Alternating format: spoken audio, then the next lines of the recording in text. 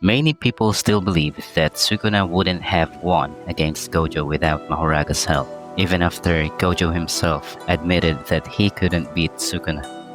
So today let's try to end the debate once and for all.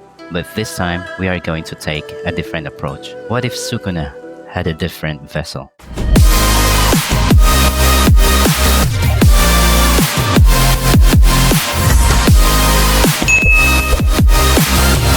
Before we start, I just want to say thank you all so much for the continued support. It really means a lot and motivates me to keep pushing for a better and higher quality content for all of you. So sit back, relax, and enjoy this one.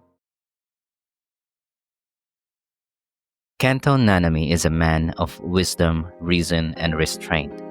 He's one of those characters who instantly earns your respect, not because he's flashy, but because he's the embodiment of calm efficiency. He rarely shows emotion, and when he does, it's either irritation or quiet resolve. He's so grounded and composed that sometimes he comes off as cold and detached. But that's the beauty of Nanami. He's not heartless. He doesn't waste words. He doesn't chase ideals. He just does what he needs to be done, and that's why personally he's one of my favorite characters in the entire series. Now let's talk about his technique. Nanami's curse technique is called the ratio technique. It allows him to forcibly create a weakness. By dividing his target into 10 lines, he designates a ratio point, the critical weak spot, at a 7 to 3 division. It doesn't matter what the shape or size of the target is. He can apply it to anything, even to solid structures like concrete or steel. That precision, the ability to literally manufacture a weak point, is terrifying in the right hands. Now imagine what would happen if Sukuna possessed that ability. If Sukuna had Nanami's ratio technique, Gojo's infinity would no longer be an issue. Infinity works by creating an infinite series of barriers that slow attacks down infinitely before they ever reach Gojo. It's a concept of distance between molecules that becomes impossible to close.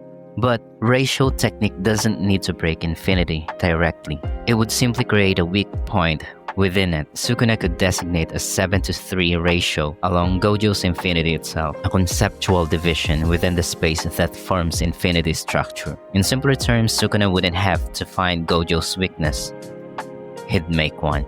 Once those weak points exist, Sukuna could cleave right through them, a slash precise enough to dissect even the most powerful sorcerer. And because Gojo's arrogance often leads him to underestimate his opponents, he wouldn't even realize those weak points existed until it's too late. Infinity, once believed to be untouchable, would crumble like glass in Sukuna's hands. That is how terrifying Sukuna with the ratio technique would be. Plummet! Now let's move on to someone completely different, Toge Inumaki. At first glance, Inumaki seems quiet, distant, maybe even antisocial. Even after 2 months of being classmates, Yuta still couldn't fully read him. And honestly, most people couldn't.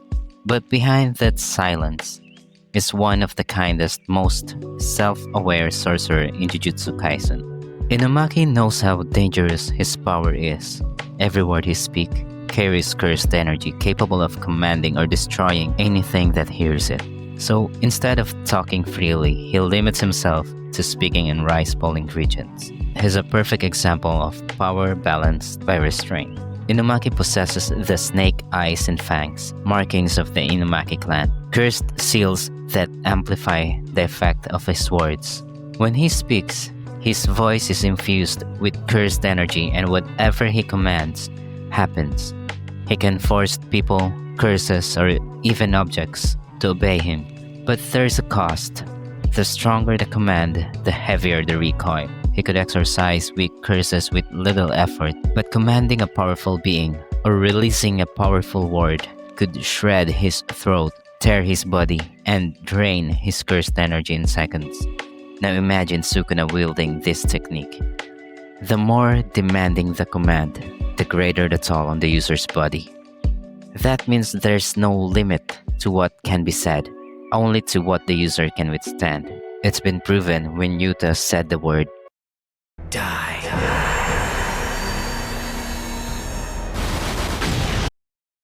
And who better than Sukuna, the being with the most overwhelming cursed energy output in existence, with his nearly limitless cursed energy and his self-healing abilities.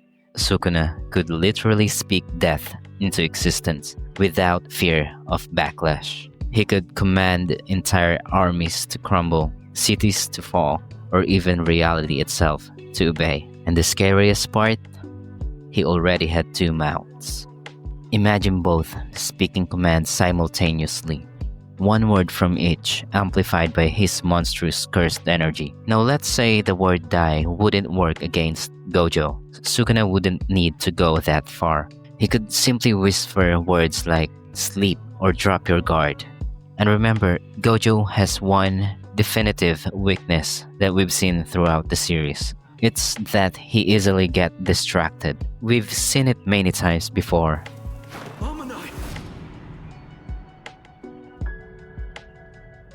Satoru. Sukuna would just utter a word to distract Gojo to let his guard down, his infinity, and that would be enough. Now let's talk about the reason Sukuna chose Megumi. People often think it was solely because of Mahoraga, but I believe there were three major reasons. He knew how close Megumi was to Yuji. By taking Megumi's body, Sukuna could cause Yuji unimaginable suffering, forcing him to watch as his friend's body was used to slaughter everyone he cared about. And if there's one thing Sukuna enjoys, it's tormenting Yuji Itadori, the one being he truly despises. The second reason is Sukuna has an obsession with power, not just raw strength, but the evolution of cursed technique.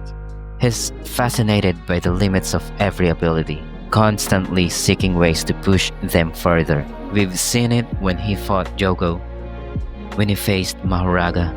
Each time you can sense his excitement, his curiosity towards power itself and its limit. When Sukuna first encountered Gojo, he didn't immediately think of killing him. He thought, would my cleave reach him? To answer that, he needed Mahoraga. Not to defeat Gojo, but to adapt his slashes to the next level. That's a part of Sukuna's strategy. Every move he makes is to evolve his technique to perfection. And the third and final reason, Sukuna was fascinated by Megumi himself. Megumi's ideals, his sense of justice, his willingness to sacrifice himself to protect others are the polar opposite of Sukuna's nature. Because Sukuna needed someone who wouldn't resist possession, someone who would easily let go of everything. And that's exactly who Megumi is. And that's what made him the perfect vessel. If you made it this far, you are the real MVP. So drop your thoughts in the comments. Who do you think would have been the perfect vessel? And as always, thank you for watching, and I'll see you on the next one.